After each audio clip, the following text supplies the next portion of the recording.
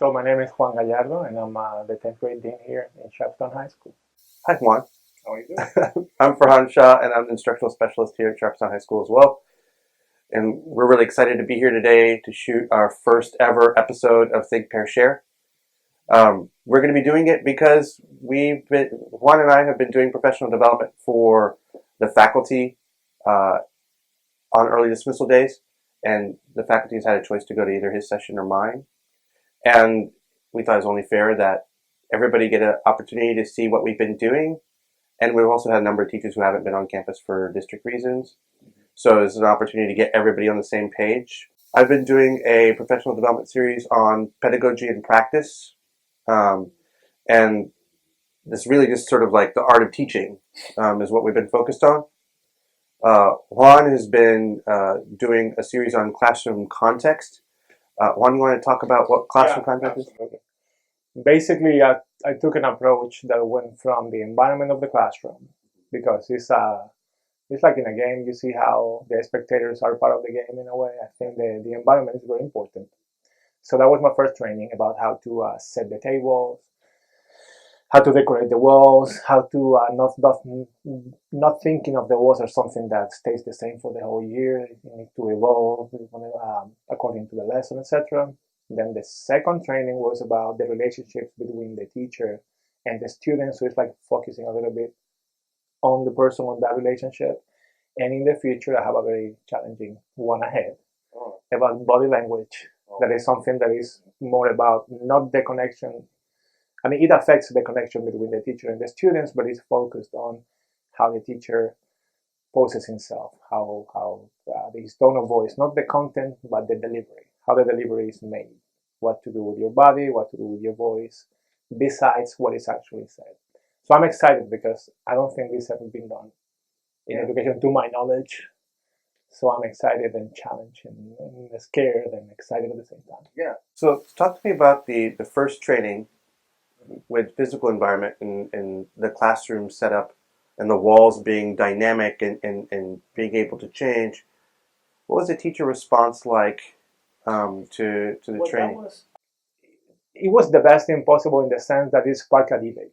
Like a lot of teachers make the point like, well, in my time, the walls were just blank, and it worked for me. And I'm like, well, that's the key point. It worked for you, but we're not here for you. We're here for everybody. So just because something worked for you doesn't mean that that's the way to do it. Also, I made that point at the beginning of the training that a lot of things in life in general have changed a lot. But education, if you look at the classroom in the 70s and now, it's not very different. And I made a metaphor with the way we listen to music. They used to have LPs, then cassettes, then CDs, MP3s, phone, etc. Sure. There's an evolution in the way that we listen to music. I don't see the same level of change in terms of how education has changed in the same amount of time. Yeah. So something that worked for you, but that worked for you, and in the time of people listen to LPs, which was a dangerous comment because you're calling people old. Right. So I felt kind of iffy, but I'm like, I need to make. Or you're calling them hipsters because. Or some, yeah, exactly. Yeah. So, what do you think an ideal classroom looks like now? Or at least, did you get to a point where the teachers where they felt like, all right, Mr. Gallardo, I appreciate that you have some expertise in this. What should a classroom look like? Did they ever get to that point? Yes. I was thinking yesterday, and we're doing this interview today, that just looking at somebody's car tells you a lot about that person. Even the iPhone holder and this and that, etc. Yeah, it tells you about if the person is organized. You can tell if the person has a family. You can tell if there's two people. You can tell a lot of things just looking at the car. Sure. So imagine how many things you can tell about a teacher by looking at the classroom. So when a student gets into the classroom, that is like the first. It's such an important. It's like an identity card or something. You're showing yourself just by having that. So you can tell if you go to a classroom and you see things that connect with your life. So we have a lot of population in Sharpstown about people from Latin America and a lot of from Central America, right? So if you see references to your culture, that classroom feels a lot more welcoming to you. That by itself has an impact on how you feel about the class already. And it can be just an image, it can be an acknowledgement, because a lot of these kids are traveling literally into a foreign country, into a foreign culture. So seeing little things that connect to their previous experience is very powerful. And that's just one element about classroom environment right there. Sure. Finding something that connect to their, and people from here as well, seeing something that connect to their experience and their interests can be very powerful. So I love the metaphor of the LP to the 8-track to the cassette tape to the MP3 and so on. Let's not forget CDs. Yes. Why do you think the classroom hasn't evolved in the same way as the devices that we use, for example? I think the reason is because one of them is driven by entrepreneurial, like connection with the user. You get whatever works best for you, and there is like money involved in a sense. You get what is more practical. Whereas sometimes in education, there's not the same feeling. It's like we do what we do. It's like companies that make music, because that is the metaphor, they listen to the listeners, right? Are we listening to our users the same way they're listening to theirs? Are we serving their needs the same way that the companies are serving the needs of the consumer? Maybe it's not the best thing to compare education to the industrial system, but the industrial system has its charms. It's like evolves independently without somebody dictating. It's just naturally evolving, right? And I don't think the same expectation of, how can I say this? The company lives by having profits. Profits is more money, so that comes from more satisfaction. Yeah. Does a school profits from having more satisfaction on the other side? In a way, because having those standardized tests, the better we do, etc. But I don't think it's such a clear connection right there. I see. I mean, I think a school can survive not moving longer than a company can survive without moving. So just if I'm making my point. Yeah. So if I'm rephrasing this correctly, it sounds like you're saying that in the case of industry, the indicator of success is very clear. It's very clear. The dollar of the listener. Whereas in education, it's not quite as clear because it isn't interest level of the student. Like the student could spend money on the class that they're most interested in, then maybe there'd be some similar. I mean, that is a point for capitalism right there. Yeah. That we must be very careful about making. But again, that dialogue is very clear. I don't think we have such a clear dialogue right now. And saying that education didn't evolve in the last 30, 40 years is an overstatement. It evolved, but not at the same. It doesn't go as quickly. I remember you from a training in Chavez. Yeah. Now this was in Chavez some years ago. Yeah. When a lot of people, the comment is like, iPads are the technology of the future. And then you said, that's not the future. That's not even the present. That is already the past. Right. But we are, in education, we tend to kind of like, a lot of people with a conservative mind, I don't mean political conservative mind, but conservative mind in general, philosophy, like they like to stay comfortable. And staying comfortable is not changing. Sure. Yeah. I hear this all the time with instructional technology training. And it's been going on forever. It's like, we're preparing our kids for the future. I was like, really? How are you doing that? Because it's impossible in a way. Because we don't know. We're not even preparing them for the past right now. Right. Exactly. Let's cool our jets. I remember your point from 10 years ago. Yeah, because it kind of hit me like, future. What future? This is not even the present. Right. Yeah. iPads are pervasive, and it took a long time to even get them into the classroom because of all sorts of structures. And I think I'm taking a different route now, but I think there's a point that I don't want to miss.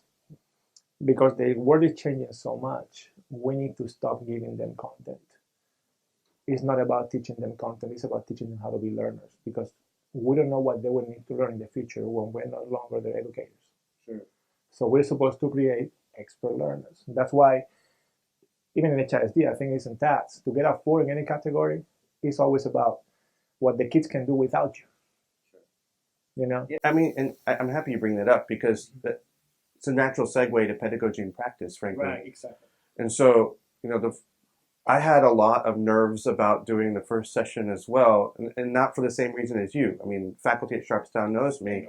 I've been here for a few years now. The fear was that we were doing something that was kind of different. You know, the idea that historically professional development is reacting to whatever the micro political reality, you know, the district political reality or the state political reality is. And so it just training's about STAR exam, and training's about data analysis, and training's about, you know, whatever is hitting us in the face at the moment without focusing on the things that make you a teacher.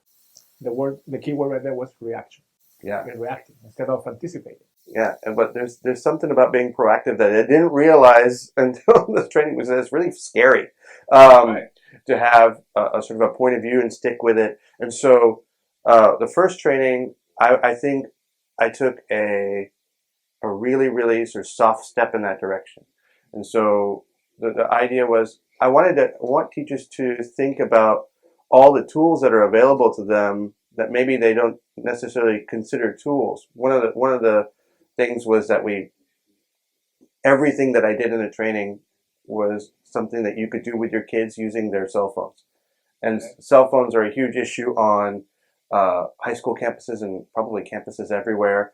You know, there's a lot of teachers who feel like they need to be controlled. There's a number of teachers on our campus and other campuses that have, organizers for kids to put their cell phones in as they walk in. It's like cell phone jail, you know, and then they get them back at the end of the period. And so the idea that we have this device that can do so much more than even the computers that we're used to, right? We've associated computers with work and being industrious, and smartphones with being, I guess, recreational in some way. For fun, right? But when you look at it, like if you were an alien from another planet and you saw these two things for the first time, the cell phone can do a lot more than the computer can do. I mean, because it has an eye in the front and eye in the back. It can record sound. It can do, and it has an app store that seems endless. The dynamism of our computers is really limited in comparison, right? I mean, sit down with the smartphone, you can do it. All right, kids, today we're going to do something very specific. There's an application for it. Go download it. That conversation has never happened because we can't do that. But with a phone, that happens all the time. Or how did you make this weird collage where you have horns and sparkly things on your face? Oh, that's the filter on this app. You just have to download it. It's for free, you know, that kind of thing. And so the idea that we are caging this nuclear reactor, you know, there's so much energy in that phone that we're caging it is really, it's to me to be antithetical to what a teacher should want. And so the idea of the development that we were doing, the professional development we were doing that day was to model how to use a phone in a constructive way. And so the first thing that we did was I had the teachers go through their contacts and find somebody that they hadn't talked to for at least 6 months or more, and send them a text about how much they love them and how much they mean to them. And so people were really either moved by the experience or completely frightened by it. And it was an interesting sort of metaphor for the experience that a student has in the classroom. I think that oftentimes teachers take for granted that they assign things to kids and kids just do them, as opposed to what the psychology is of the student receiving something that feels difficult. Like, you know, now I have this assignment and it's hard for me, and the brain is starting to do things. I'm feeling fear. I'm feeling uncertainty. I don't feel confident in my skills. Because I don't feel confident, my behavior is starting to change because I'm behaving nervously. My body is releasing hormones. All sorts of things are going on. For the teacher, it's like, I was just happy I got the handouts printed in time. Here you go, right? But for the student, it's a psychological experience. Like I want to kind of create a micro version of that experience with something very simple as something intimate, writing a paragraph, using the phone to do it. What I found was a number of people felt uncomfortable, and a number of people felt like it was the greatest thing. I'm so happy you gave me an excuse to catch up with somebody. I really need to be better about that. And that was fine. But for those that were uncomfortable, that was an interesting experience that we can then build on. They understand that. Sure. Because sometimes they may be inclined to ask student things that feel comfortable for them. Yeah. But you're not teaching yourself, you're teaching them. So it's good. I mean, I think that was a perfect metaphor right there. It was also very useful for the training because since there were so many people that are uncomfortable, the next thing that we did was a lot less uncomfortable, Yeah, so and everybody snapped to it really quickly. right. And, in comparison, right. This is so easy now. Yeah. So back to the classroom context training that you did. So you're dealing with folks that are having this kind of cognitive dissonance around a conversation about the walls and the desks in their classroom, and how the classroom operates to help learning happen. After you start to get sort of puncture through some of the arguments, or at least some of the sort of contrarian behavior you're starting to get, and people are starting to get on board with this, starting to commit to what they need to do in order to make a healthier or more inviting or more useful classroom context. Where did you pick it up from there, and what did you do next? It's funny how things seem obvious once you do it, but when you're planning them, nothing is obvious. But now it feels obvious to me that the natural thing to do was to show them classrooms, actual classrooms, to move them out of something that they were not expecting. And you design, how do you call it, that handout, where they would like describe the room, and basically, without forgetting something, it's not about a classroom looking cool. Right. We have a purpose here, which is educate kids. So it's not about something that looks awesome. It's about something helping with the education, making the kids learn better. Yeah. So the handout that we did was focused on that, how this classroom environment helps with perception. Mm-hmm. Are the fonts big enough or the letters big enough? How does it help with understanding? Like you get a kid that doesn't speak English very well, ESL. So is there like anchor charts with the meanings or images if you want to avoid the first language, etc. How does it help with comprehension? How does this picture or this image or whatever helps the student connect what's being taught today to their personal life, to the other class? Mm-hmm. Because something that I believe dearly is in the rule of twos. I think I told our dear Dean of Instruction, Christopher Wood, that I get things when they hit me twice. Yeah. If I recommend you something once, I'm like, okay, that's cool. Then somebody else recommends you the same thing. Right. Boom, right? Yeah. So likewise, if a student sees a connection in the English class with something that they heard in the social studies class, oh, I heard that in social studies. Suddenly it becomes so interesting just because you heard it twice from different sources. So we conducted that activity focusing on seeing those things. How does it help with perception, understanding, and comprehension? So that was the next thing, and they loved it. I kind of put the teachers whose classroom were using the spot a little bit, but they liked it as well because they could read the comments, etc. Mm-hmm. So it's like, I'm not showing you something that was shot in New York. No, I'm taking you to your class, to your school, mm-hmm. so you can see what other teachers are doing. Just so everybody knows, we'll link the document that we created for the Ghost Walk, I think we called it.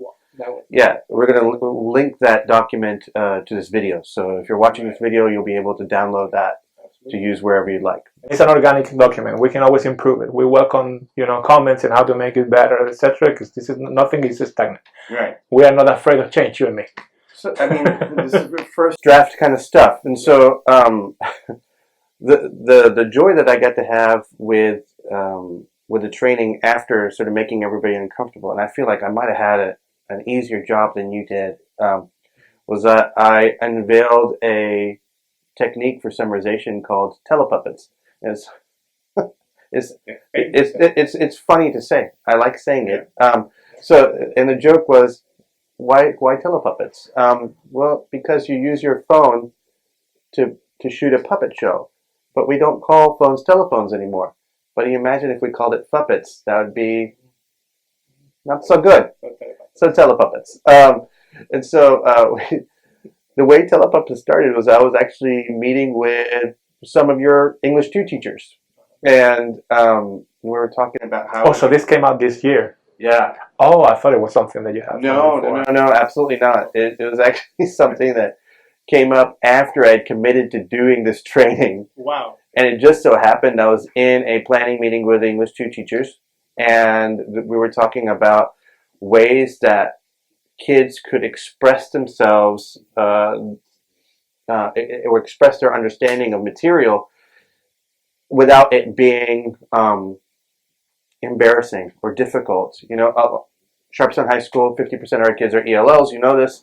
Of the 50% that are not, half of those, so a quarter of our school, was at one point. So really, we're talking about 75, 76% ELL now or at one point in the past. And so public speaking in English is not exactly an easy lift for a lot of our kids. And I think it's nerve-wracking too.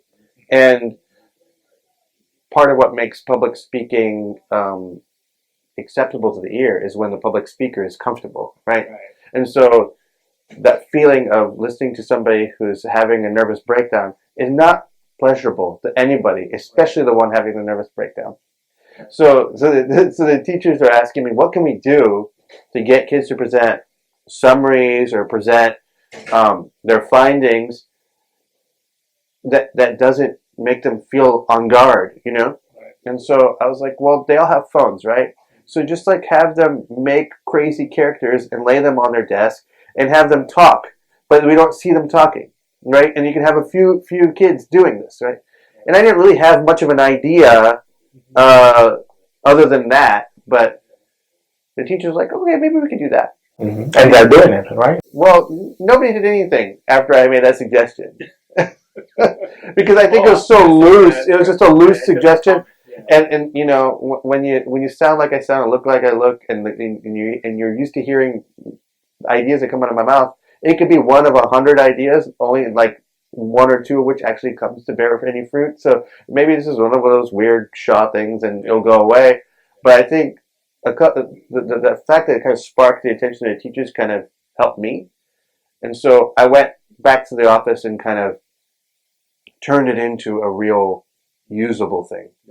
And so now, we're scaffolding this puppetry idea where we have dialectical journaling going on with article studies. So it starts with an article or starts with text alongside a dialectical journal with built-in questions or built-in tasks. Kids go through that process, which is something that they need to do, but then they present their findings or they present their summaries in a way that's really fun and competitive. And so now kids are making these videos. Their faces aren't appearing in them, but their voices are. And there's going to be some kids that are going to want to speak more than the others. Some kids are going to be able to contribute to the video in different ways. And so, you're shooting the video with one phone. You got another kid's phone playing a soundtrack near the microphone for the recording phone. And now all of a sudden you have a movie. And then we're airdropping it to teachers, or we're emailing it to teachers, and we're watching each other's presentations without any of the initial harm, the psychological harm. That's the point that I wanted to make, that I wanted to ask you, just to make it like more clear. Yeah. I think you answered my question already. Yeah. What is the barrier that you're removing by using telepuppets? You said it. Yeah. Instead of having the kid. It's what we're doing right now. Well, yeah, so if you want to take it back to antiquity, the word persona in English comes from the Greek, through Latin, but it comes from the Greek word for mask. Greek masks in antiquity had like a trumpeting shape, so that when you spoke inside of that mask, it projected your volume. It covered your identity, so it freed you to be whoever you are. Right, but the word persona means sound through, right? For sound, something to sound. Another one. Oh, wonderful. Isn't that fun? Persona. Oh my God. So we know the personality and persona from the word for mask. I think the irony there. That is, yeah. So I take it back to that. It's like gave kids a mask through which to be better versions of themselves. So you remove the shame, not the shame, the embarrassment of showing the face, and like, okay. Right. This is a sort of classic answer to that. So there's nothing new about it at all. But the smartphone completely disappears into that lesson, and it doesn't feel like we're doing instructional technology today. Yeah. It feels like this is just like my pencil or my paper that I need right now. Yeah, we may go meta on that one and start giving trainings with telepuppets. Yeah. Can you imagine that? Can you imagine that? Instead of doing this. A telepuppet version yeah. Or telepuppet teaching telepuppet. That would be too much. We're going too crazy. Okay. So that was the first training. It was telepuppets, and then ultimately having our teachers reflect on that process of use of of the phone. We also did an activity where, as they were reflecting, they were writing a short paragraph inside of a box, printed box that was the same aspect ratio as your iPhone screen. And so as teachers are writing their responses, I, modeling the teacher, walk around and snap pictures of their responses and throw some of their responses up on the screen and talk about the power of seeing student work up on the screen and analyzing it for everybody to see, as opposed to the anonymity and the sort of obscurity of students finishing assignments, turning it in, it being kind of this like intimate, like whisper, confessional homework, as opposed to public work for everybody to see. That's something that I'm seeing in everything that you're saying, is that you're putting your teachers in the skin of the students. That's something that you like to do. It's a big deal. Exactly, that's a big deal, because you have them feel, because it's very easy to talk about something and then not doing it yourself. Yeah. Right? Yeah. Or like you're doing it as you're teaching it, you're doing it. Right. Exactly. Because can you count the number of times you've been to a training where it's a PowerPoint slide deck and they're telling you that you need to be engaging? Yeah. In the training. And right. The mental computer is like frying. Yeah.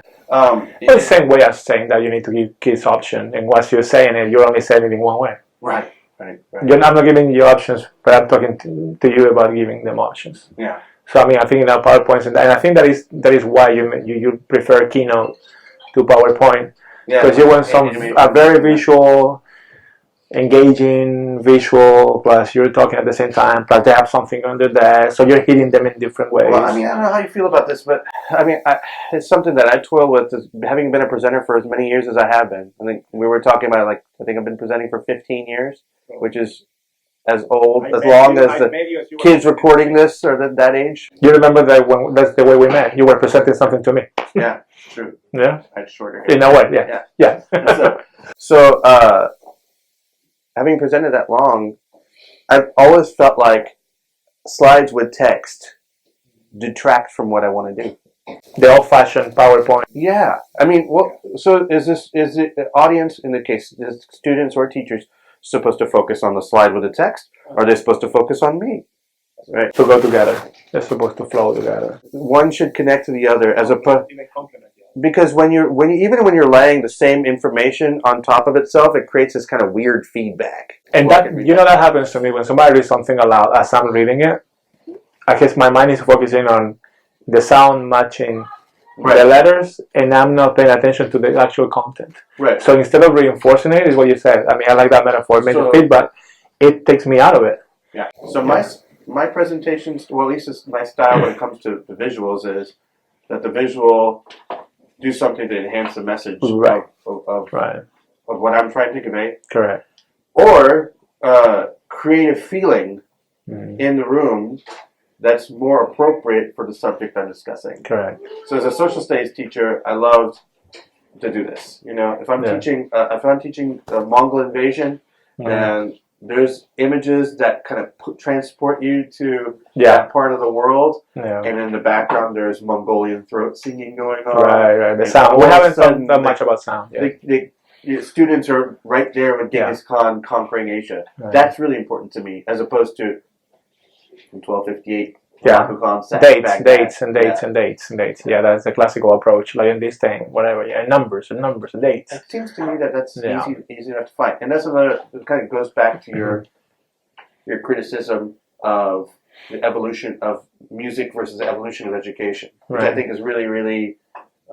There's a lot of fruit to be born from that kind of thinking. Yeah. The value of information has completely diminished because I can look up everything very quickly. On top of that, I think that something that is central to your philosophy is storytelling. Yeah.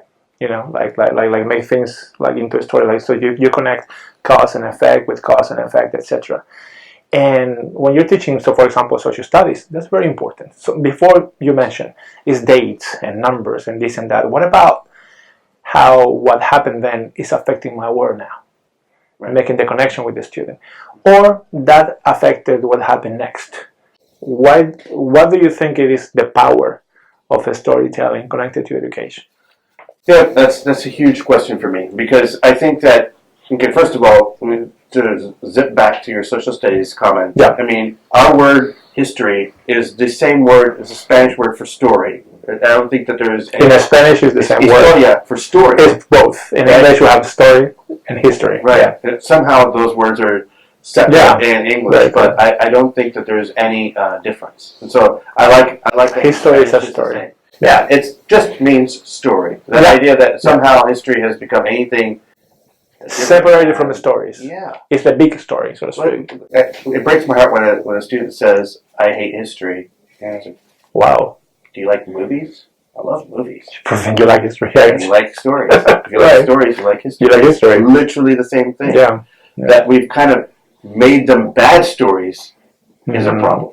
So that we have to gauge. You hate bad stories. Yeah, I hate bad stories. You hate about anything. Yeah. Yeah. I hate bad music. It's really bad. It's predictable. Right. I know what's going to happen. All the important stuff is bold-faced in this textbook chapter. That's bad storytelling. Yeah, let's go back to the music metaphor.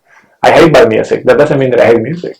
And especially people who love music, they despise bad music. Right. So it's something with history. They don't hate history. They hate the way history is being portrayed for them. Sure. And so the idea that, getting back to your question about how storytelling influences everything. Mm-hmm. Because I think the Aristotelian idea that a story has a background, a rising action, a climax, a resolution.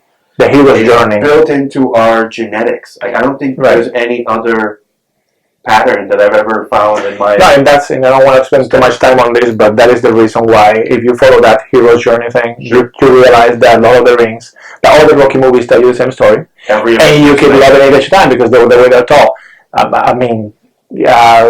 Star Wars, and Lord of the Rings, and this and that. Yeah. They follow the Matrix. Yeah. They have, in the Matrix, they went as far as calling one of the pieces of the hero's journey the Oracle. They name it the Oracle. Right from it. The Oracle. So the name is the Oracle. It's like, oh my God, this is so obvious. And they call Neo the one. Yeah, exactly. Also, shamelessly, they just use the hero's journey. And so the word Matrix is probably Greek. Probably. So that speaks to your point that story is being disdained in a way. It's being kind of out of education for too long. Yeah. And you can use stories to teach math, science, anything. Absolutely. I just think it's like there's somebody. It seems like somebody sat down. I'm sure it wasn't one person. It must have been hundreds of people at the time. Sat down and said, "You know what? This story is really, really good. Mm-hmm. Let's just take all these interesting parts that don't jive with what we want out. Let's take this interesting parts out. Mm-hmm. Let's take the sexual conflict out. Well, we can't have that. Yeah. Let's take the gender part out because that's politically incorrect. We'll take that out. Right. Before you know it, all that's left is these really frail stories that nobody wants to read or know about. Yeah, we need to populate it. We're learning ourselves as teachers. Exactly. When I'll harp on the Mongols a little bit longer. I could teach Mongols the 2 paragraphs that are in a textbook about them, or I can tell a story about somebody having grown up with Genghis Khan. They were like brothers. They were blood brothers. Yeah. They cut the hand, blood in the fire, brothers, and there was a betrayal. And then what did Genghis Khan do to somebody who betrayed him? That situation like this. Wrap him up in a carpet, and hundreds of horses unleashed, and all the horses crushed him. But why in the carpet? Why would they do that? That's crazy. That's tell me more about that. Yeah, you're interested about that. Right. So suddenly you love history.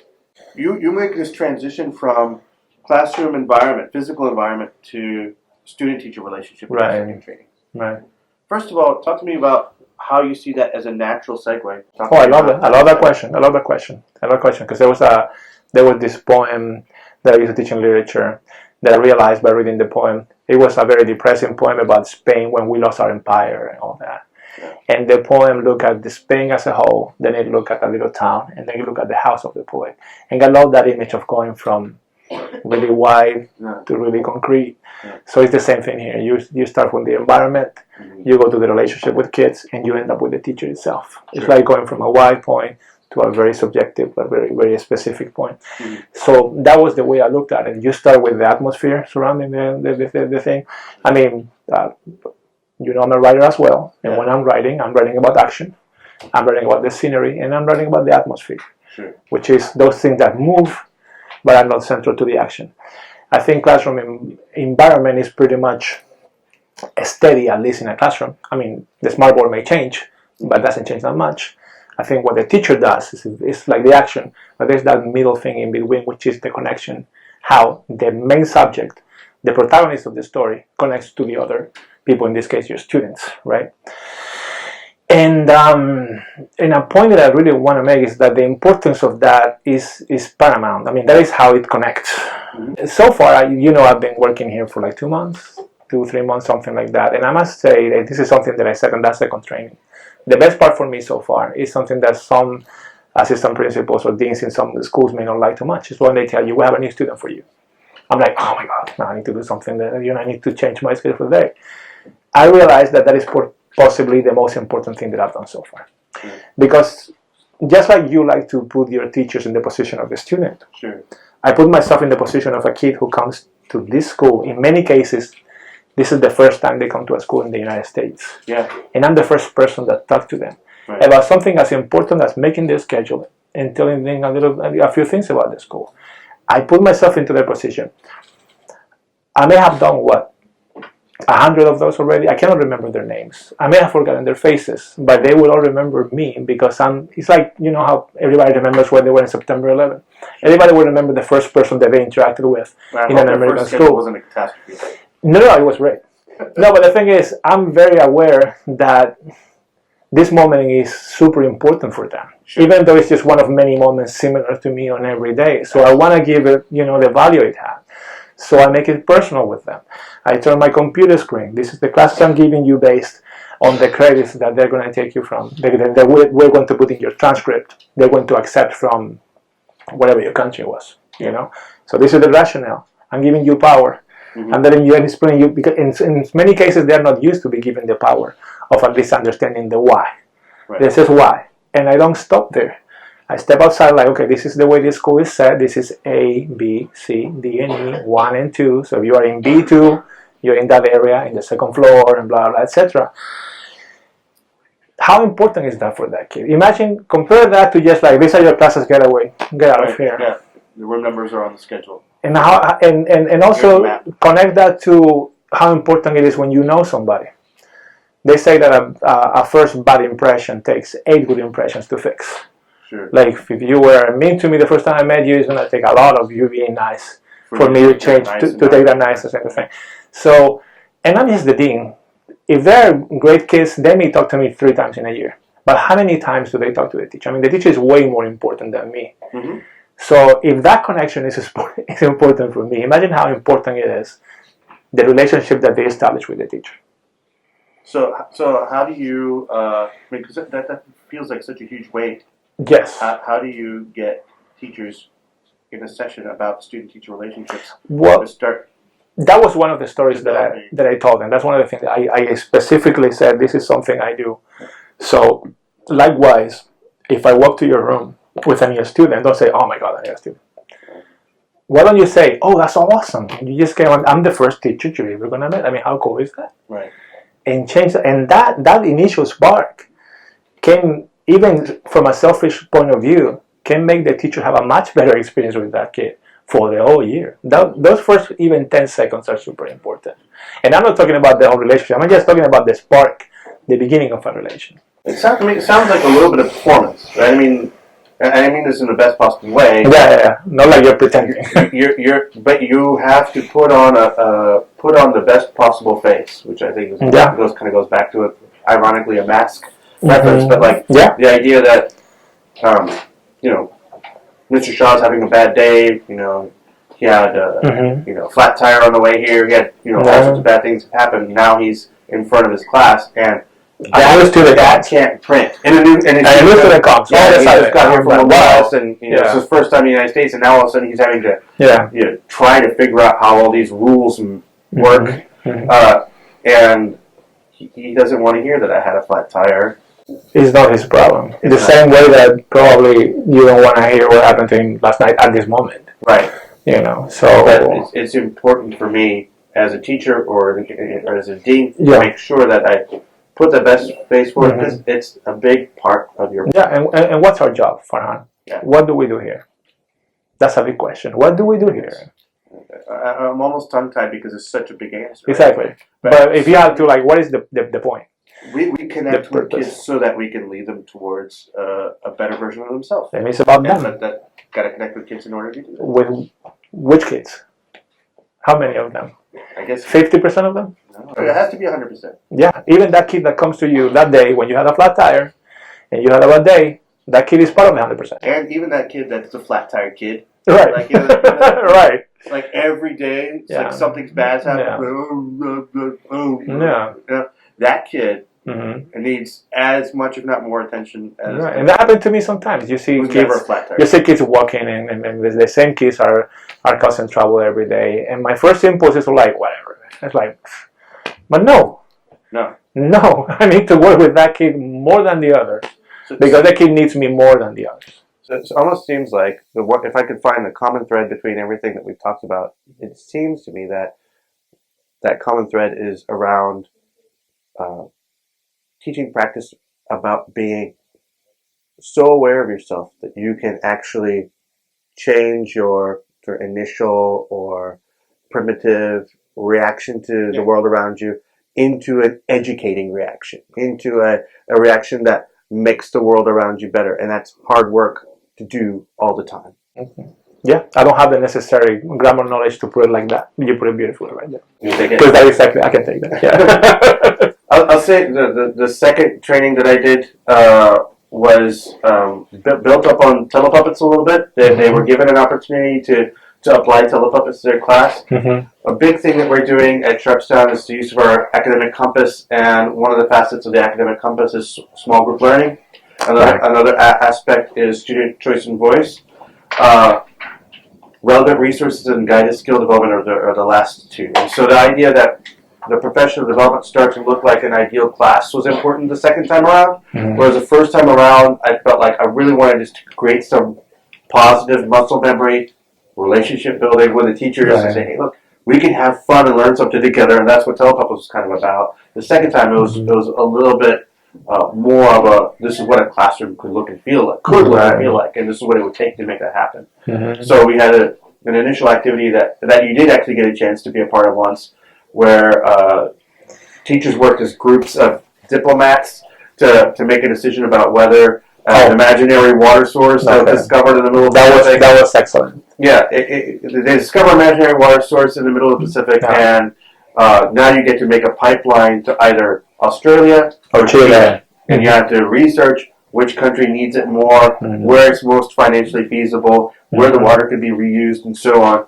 And you do it in a very metered way, episodic way, and they use the smartphones to do all the research. Right. And so we had a little bit of a fun go at that, but while we were doing that, the teachers were given the instruction to look at it through the lens of, how would I resource this activity that I'm having fun doing? How would I resource it for kids to be successful doing? So the idea is, what sort of scaffolds would you have to put in place? Would I need to create? Would I need to give students material in order to write this information down? Would I have to create handouts that keeps them in the narrative? Would I have to stop and give them more time for activities? What would I need to do in order to make this work for my kids? And so that was a pretty fruitful conversation. And then also, after the kids, or the diplomats, I should say, determine which country should get the water, they have to present what the answer is and why. And so, what sort of resources would kids need in that scenario? It's one thing to give them a rubric to present, but do you also give the kids that are listening information as to how to be good listeners? 3 things that they heard that they thought were spot on, 3 things that they think that weren't particularly clear that the presenters could work on, and maybe 1 thing that they learned in that presentation that made them change their mind about their own.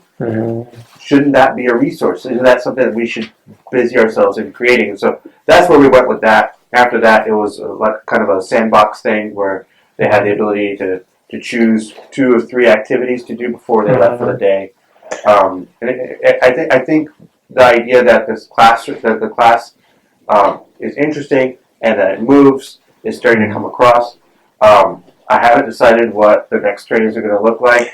I'm hoping that I have a really good, meeting with the English 2 team again, and something Something zany comes Well, up. that's something I wanted to talk to you about. You not only give trainings, you get into the classes and become more personal with a small group of teachers. Yes. So that's how you walk the walk as well. It's not like I give this training and then there you go. Yeah. You go and get there in the classes and that. And another thing that I don't want to let go about the power of that class that you did about where the water should go. Mm-hmm. In my opinion, that was excellent for many reasons. One of them being that you had math, right, that you had history, that you had all kind of things, that you had like deduction, science, all kind of things, and you had a story. That was the most important. That was the other story linking all those things. The funny thing about stories is the math, the science, the social studies, and the English disappear because the story is important. So like we've been talking about how stories are important, but we don't only talk about it. There you give them an example of how a story can become a wonderful lesson that they're never going to forget. Once we've established the importance, right, through anecdotally, like the story that you're telling about, the kid that arrives to your office several weeks after school has started, and how you respond to that child, anecdotally makes a lot of sense. Now, from a professional development perspective, I'm wondering, where do you go next in order to improve teacher practice? Like, I almost feel like when we talk about student-teacher relationships, it's like some people are good at it and some people aren't. Is that a myth? That is a myth, and I know that very well. I know that very well for a very personal thing that we may keep or not. Sure. Everything, you know what? This is central to my philosophy. Everything can be taught. Even talent can be taught. And I know that because I happen to have a kid with autism that doesn't do things that are natural for you. So I need to teach them. So everything can be taught. That's the reason why I don't have a huge IQ, but I can do the Rubik's Cube because I learned how to do it. I don't have the talent to do it naturally, but anybody can learn to do anything. So that is the same for relationships. Some people are more natural to it. Anything that you spend so many hours a day on, you're going to become an expert. It doesn't matter what your natural predisposition is or not. So I hope that answers your question. It does, and it's actually I love it because it's counterintuitive to what I've thought for such a long time. I mean, I always kind of almost embarrassed. Oh wow! Almost in an embarrassed way. Didn't believe that about relationships entirely. Anything can be done. Yeah. I of course believe that. And so you know what? Not only that, I think that if a person have deficits in relationships, it doesn't come from a natural disposition. It comes from bad information. It comes from, in that case, that person doesn't need to learn anything. That person needs to unlearn a lot of the things that were wrongly taught to that person. Exactly. So anything can be learned and anything can be unlearned. If I didn't believe in that, it would be a lot harder for me to work in education. There was a metaphor that you were able to present near the end of the training, and a lot of teachers came out of the training talking to me about it, excited about it. Felt like it was a little watershed moment for them even. You want to talk about that? The airplane? Yeah. Okay. Well, 2 points I want to make on that, and this is some clue for you for your trainings as well, because I don't have any copyrights. I started retraining with a question, and I don't answer that question until the end of the training. That's a trick to keep. That's a good storytelling right there. Yeah. So that is something that anybody listening or hearing can do. Yeah. I don't care. I mean, actually, I would be proud if people. Gems. I would be exactly. No, I would be proud if people would do, and I don't need my signature anywhere. Awesome. So the one in this training, the first training question was, what is the main reason for divorce? Oh wow. And the reason was marriage. Yeah. You can make a huge metaphor about education. Always look for the right cause, for the right effect. Now, this one was a little bit more elaborate. And to your point that you made before when you said that you were working on something the day before, this came as a meme to me the day before. It was this image of an airplane from the Second World War. The Allies had mapped where the shots were in the airplanes that went back home. So they saw there are certain areas in the airplane that were hit more heavily than others. So how can we improve the design so we can make these airplanes stronger in the face of fire? So the first thing is what? If I have more impact in there, I need to make that area stronger. Right. If I have more impact by the edge of the wing, I'm going to make that stronger. That's the first thing you think, right? Sure. Yeah. And then the parts that are never hit, we need to protect them. And then if you think about it for an extra second, you realize it's the complete opposite. Right. The airplanes that go down, you never recover. You cannot map those impacts Because they were hitting those. because they're spots hitting in those areas that you think are safe. Right. So actually, where the shots were shot are the safest spots, because those are the planes that make it home, so we can map them. So you need to protect the areas that are unhit, because those are the planes that you never recovered. So how does that apply to Exactly, metaphor to education. Yeah. We keep looking at the things that flash at us. We keep looking at the extraordinary kid or the kid that gives a lot of problems. What about the kids we never hear about? What about the quiet kid? What about the kid with no friends? The kid who keeps an average of an 80 in your class. Right. And you never hear, and you never learn their name, and never. They also need our attention. When I say all, I don't mean the extremes. I mean all. Yeah. This stream, and everybody in the middle. In the case of the airplane, is not the perfect metaphor, because in that case, the important thing is only the side. Well, we need to worry about the whole airplane. Yeah. Because those who came with the impacts also have to come. Maybe they could have fought longer. Sure. And those who were shot in those areas that are pristine to us, they went down. So one more time, it's this idea of we need to serve every student, and in many cases, probably put a special attention of those that we don't pay attention to because we don't hear them, because they're not flashy. There's no map of them, because they are almost invisible to us. And how much more crucial is that message in a school like ours, where so many of our students are learning the language for the first time? Absolutely, that adds another layer to this. Yeah, but probably you don't hear them because they don't know their language. Yeah. Almost literally. Yeah, literally. Maybe they are not troublemakers, or they are not spectacular, like great in academics, because they don't speak the language. They are the safe areas of the plane, which are maybe the crucial areas of the plane. Beautiful. Well, All right. Mr. Gallardo, thank you so much. I can't express to you how pleased I am that we get to do this during early dismissals. I wish we could do it every week. And we look forward to cooking up some new material for you in January. We'll be busy doing that. The November early dismissal is going to be on de-escalating discipline moments, and also differentiation for special populations. So Ms. Glover is going to be doing that, one of those sessions, and then some folks from the district are going to be coming in to work with de-escalation. So that'll be in November. And then when we return in January, Gallardo's classroom context series will be back in full effect, as will my Pedagogy and Practice series. We can't wait to see you there. Thank you so much, Mr. Gallardo. Thank you so much.